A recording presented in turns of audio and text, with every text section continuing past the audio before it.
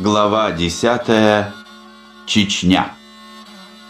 Пока полк номер 20 идет к месту прохождения службы, припомним, что творилось на Кавказе, когда Бакланова здесь не было. В 1838 году русские укрепляли Черноморское побережье Кавказа, основали здесь Новороссийск, провели военно-грузинскую дорогу из Тифлиса через Кавказский хребет во Владикавказ и соединили этот город с Моздоком линией кордонов. В 1839 году на Черноморском побережье возвели ряд укреплений, пресекая торговлю горцев с турками, поставку на Кавказ оружия и пороха.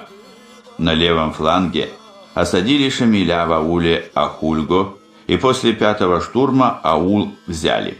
Шамиль с горстью мюридов бежал в Беной, за горные гребни, сплошь покрытые лесом. Генерал Граббе, который тогда командовал, давал за голову Шамиля 100 червонцев. Считал, что она большего не стоит. Однако в 1840 году началось поголовное восстание черкесских и лезгинских племен.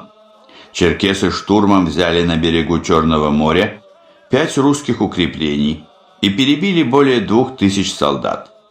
Шамиль 8 марта спустился с гор и поднял Большую и Малую Чечню и всю Ичкерию, чему немало способствовало управление генерала Пулло, славного своим лихаимством.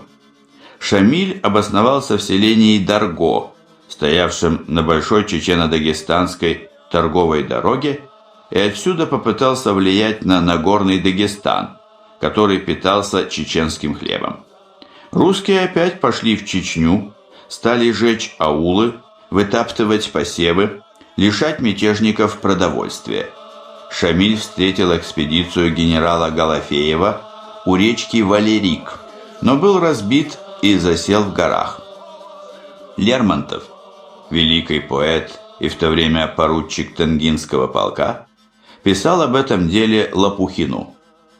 «Нас было всего 2000 пехоты, а их было до 6000, и все время дрались штыками. У нас убыло 30 офицеров и до 300 рядовых. Вообрази себе, что во враге, где была потеха, час после дела еще пахло кровью». Но в целом стало ясно, что прошли ермоловские времена, когда 1-2 батальона ходили по Чечне свободно, от пушечного выстрела все местные разбегались, а в Дагестане 4 батальона держали в страхе всю страну. Отсидевшись в горах, имам пополнил силы, погромил всю аварию и пытался прорваться в Кабарду. Набеги, до самого Терека не стало покоя на линии. В 1841 году правитель аварии Хаджи Мурат перешел на сторону Шамиля, и вдвоем они сотрясали линию.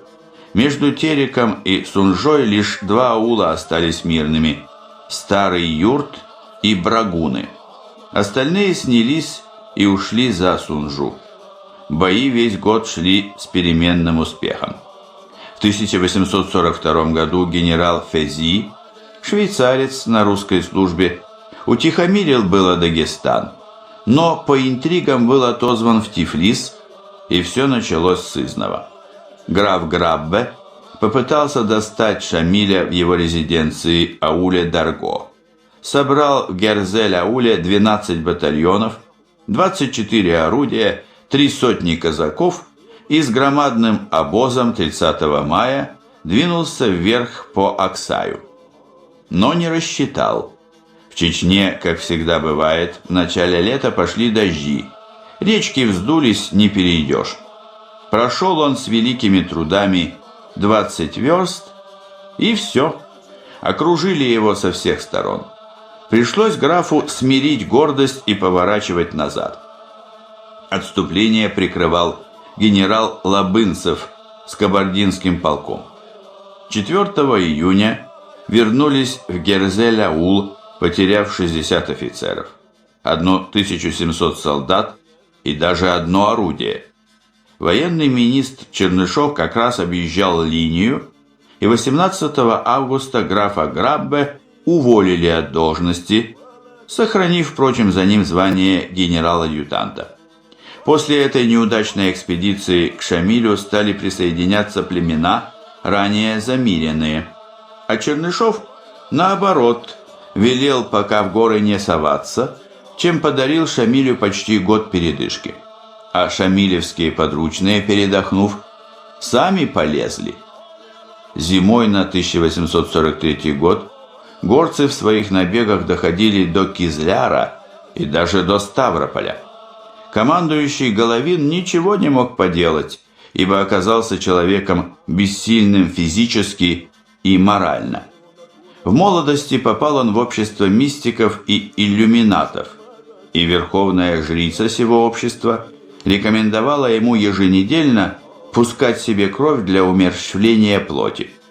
От частых кровопусканий Головин ослабел, засыпал на докладах и командовать на Кавказе просто не мог. Государь сменил генерала Головина, назначил Нейтгарта, генерала образованного, умного, честного и благородного, но мелочного педанта, и приказал ему экспедиции в 1843 году не проводить, копить силы. Назначение Нейтгарта всех удивило, поскольку он не имел никакой военной репутации и никогда не управлял самостоятельно гражданской частью. А кроме того, оказался он человеком болезненным, в высшей степени раздражительным и нетерпеливым. Сама природа кавказская была ему неприятна. Нейтгарт не смог удержаться от экспедиции. Достали его наездники. Полез в горы, но потерпел неудачи. Вдобавок, в конце августа Шамиль собрал 10 тысяч чеченцев, ичкеринцев, ауховцев, салатавцев и лезгин и стал снова бунтовать Дагестан, поднимать его на ханов. Он разорял ханство, жег селения, уничтожал поля и сады, аварцев, способных носить оружие, убивал, не давая пощады, а женщин и детей уводил в плен, осудив их на вечное рабство у преданных ему чеченцев. Недовольствуясь разорением сел и уничтожением кукурузных посевов, он приказал вырубить фруктовые деревья и раскидать стенки, поддерживающие плодоносную землю, после чего горные потоки окончательно довершили разрушение, начатое людскими руками. 30 сентября явился он под Эндери, Андреев аул, но командир кабардинского егерского полка Козловский приказал вынести на валы всех больных и раненых и раздать всем ружья, а со здоровыми Шамиля атаковал. Шамиль отошел, но 30 октября через месяц взял Гергебиль и отрезал Южный Дагестан от Северного. Весь Восточный Кавказ загорелся. Русские в Дагестане еле сумели объединить силы, чтобы не пропасть поодиночке. На туземную конную милицию не рассчитывали. Водили ее за собой, чтобы она преждевременно не бежала к Шамилю.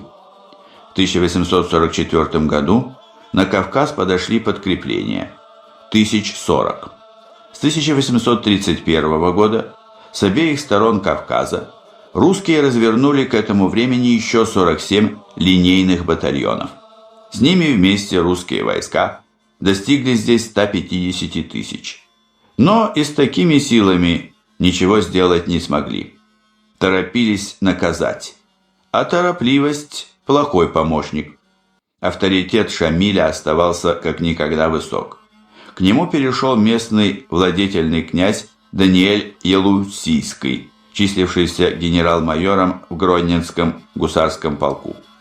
Сменил свой генеральский ментик на челму, а государство – на шариат.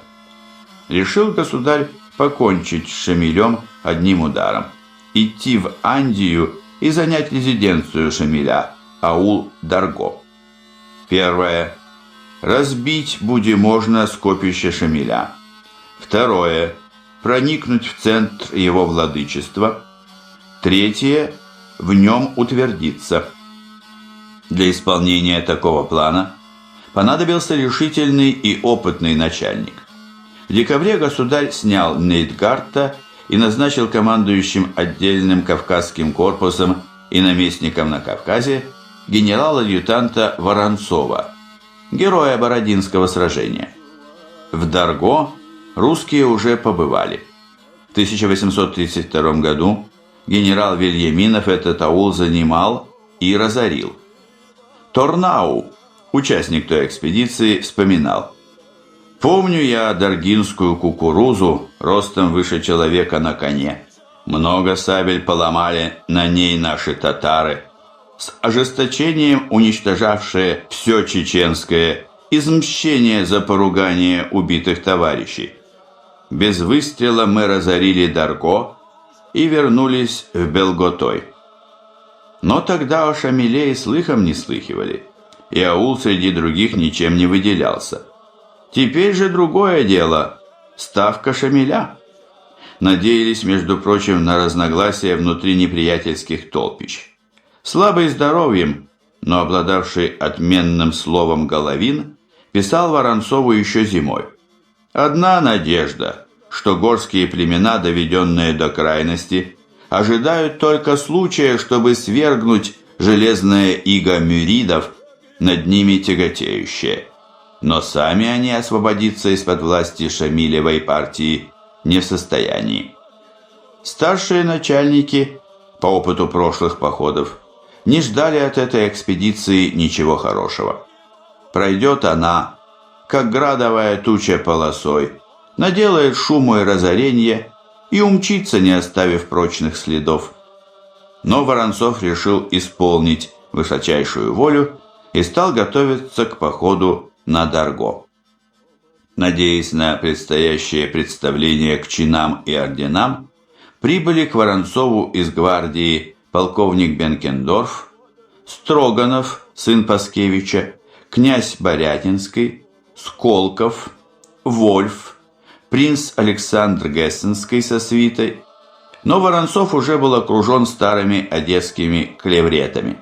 Вместе с ним из Одессы явились князь Гагарин, граф Галатерси, барон Николай, князь Васильчиков, князь Андроников, а также Нечаев, Давыдов, Маслов, Лисаневич и кое-кто из крымской татарской знати. А кроме того, к свите главнокомандующего присоединились бывшие ранее при Нейтгарте Глебов, князь Козловский, князь Трубецкой, полковник Дружинин, генерального штаба капитан Веревкин, барон Минквиц, князь Лобанов, 60-летний генерал Викторов, начальник жандармского управления Кавказского округа, и генерал Фок. Его кавказцы тоже относили к числу дилетантов. Это не считая многочисленных обер-офицеров, состоявших адъютантами и ординарцами при перечисленных особых, и несчитанное количество нижних чинов, взятых в драбанты, денщики и тому подобное. Собравшееся воинство вместе с огромным обозом получило у кавказских офицеров название «Армия Ксеркса». Все это общество славно погуляло перед походом в станицу Червленой, пока не получило 28 мая приказ собраться в крепости Внезапной. Главная квартира все это время обреталась в Ташкичу. Пользовались гостеприимством князя Умциева, местного владетеля, служащего в Петербурге.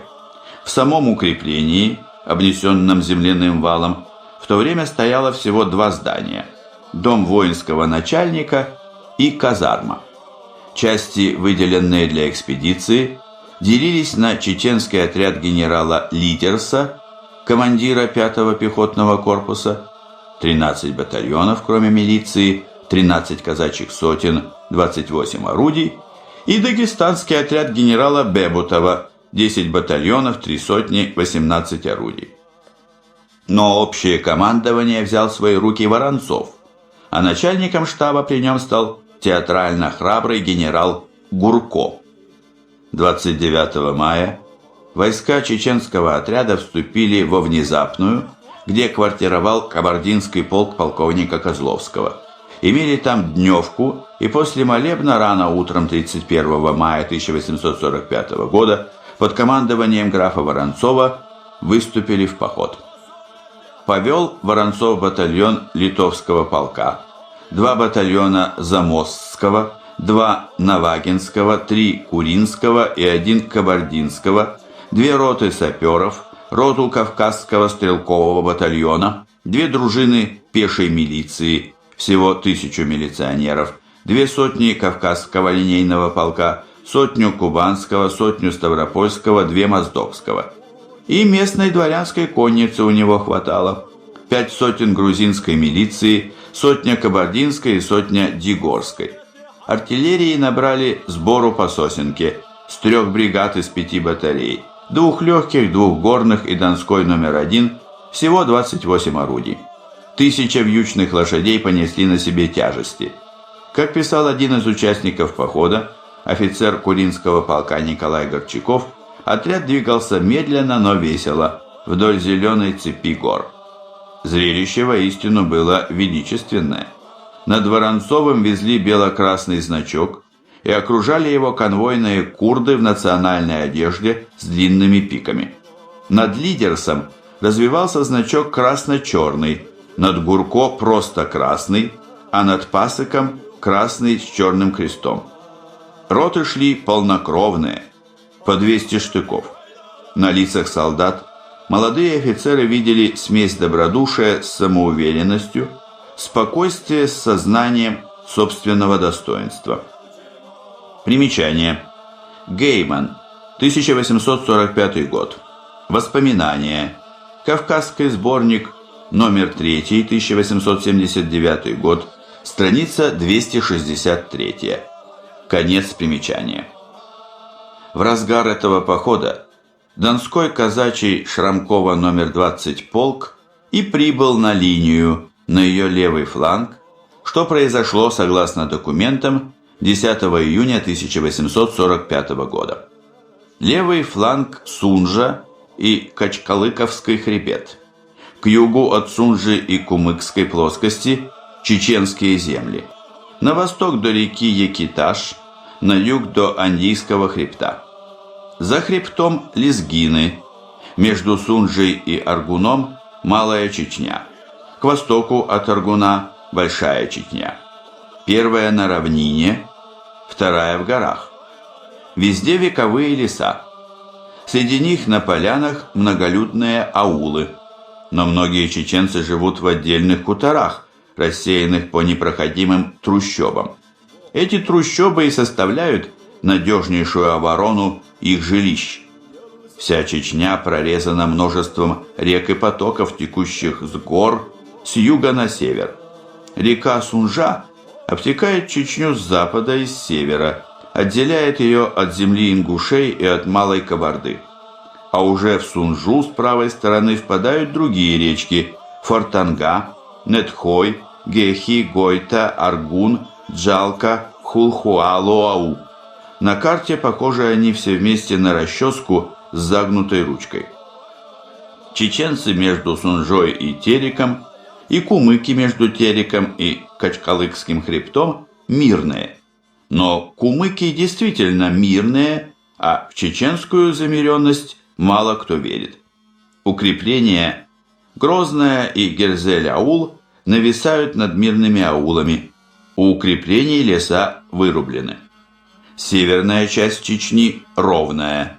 Проходят по ней орбяные дороги, по которым могут двигаться обозы и артиллерия, а южная часть гористая, для движения войск неудобная. Бакланов с полком прибыл на Кумыкскую линию, составную часть левого фланга. Кумыкская линия от Умахан-Юрта на Сунже тянется через Куринское, Герзель-аул, Внезапную, до старого Чир-Юрта на Сулаке. Там уже начинаются владения Шамхала-Тарковского. Прикрывают линию Кабардинский егерский полк, 12-й Кавказский линейный батальон и 2 донских полка – Сычева, номер 52, и только что прибывший Шрамкова, номер 20. Оба донских полка, что называется низовые. Ясно, что съехались низовцы старослуживые и вновь прибывшие, и полк номер 20 передал казакам полка номер 52 поклоны от родных с берегов родного Дона. У Александра Сергеевича Пушкина есть прекрасная сцена в путешествии в Арзрум. Обе толпы съехались и обнялись на конях при свисте пуль, в облаках дыма и пыли. Обменявшись известиями, они расстались и догнали нас с новыми прощальными выстрелами. «Какие новости?» – спросил я у прискакавшего ко мне урядника. «Все ли в доме благополучно?» «Слава Богу», – отвечал он, – «старики мои живы, жена здорова». «А давно ты с ними расстался?» «Да вот уж 3 года, хоть по положению надлежало служить только год». «А скажи», – прервал его молодой армейский офицер, – «не родила ли у тебя жена во время отсутствия?» «Ребята говорят, что нет», – отвечал веселый урядник. «А не бледовала ли без тебя?» «Помаленьку, слышно, давала». «Что же, побьешь ты ее за это?» «А зачем ее бить? Разве я безгрешен?» «Справедливо». «А у тебя, брат?» – спросил я другого казака. «Так ли честна хозяйка, как у урядника?» «Моя родила», – отвечал он, стараясь скрыть свою досаду. «А кого Бог дал?» «Сына». «Что ж, брат, побьешь ее?» «Да посмотрю. Коль на зиму сено припасла, так и прощу. Коли нет, так побью». Это заставило меня размышлять о простоте казачьих нравов. «Каких лет у вас женится?» «До лет 15. Не слишком ли рано? Муж не сладит с женой. Свекор, если добр, так поможет».